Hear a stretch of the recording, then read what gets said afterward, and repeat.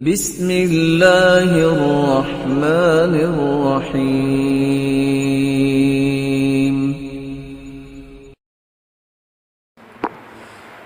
اللہ ذوالجلال کا یہ فیصلہ ہے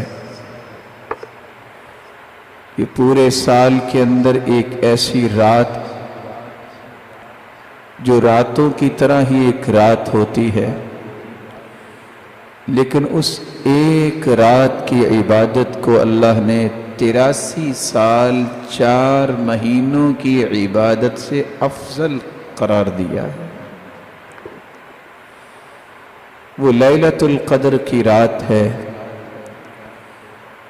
جو رمضان المبارک میں آتی ہے اور آخری 10 دنوں میں آتی ہے، جس رات میں پورے سال کی تقدیریں بھی لکھی جاتی ہیں، وہ تقدیریں جو اللہ نے کائنات کو پیدا کرنے سے 50,000 سال پہلے لکھی تھی۔ اگلا جو سال گزرنے والا ہے اس کے متعلق جتنے فیصلے ہیں اللہ اس رات کو زمین پہ اتار دیتے ہیں۔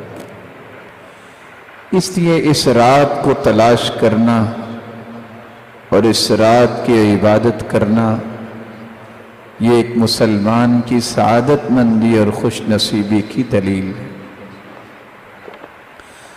آپ صلی اللہ علیہ وآلہ وسلم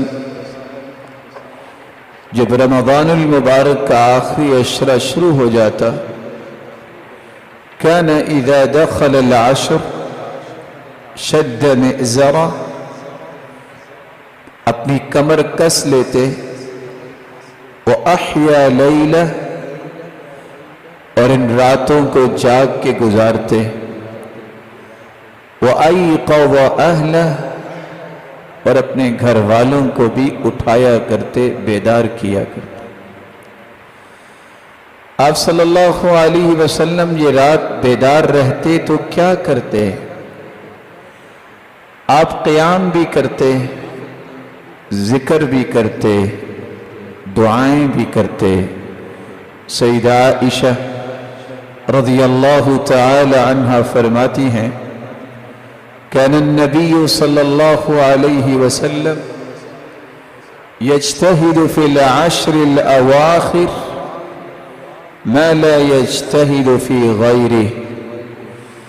آپ رمضان المبارک کے آخری عشرے میں جتنی عبادت میں کوشش کرتے، سال کے کسی دنوں میں یا کسی راتوں میں اتنی عبادت نہ کرتے۔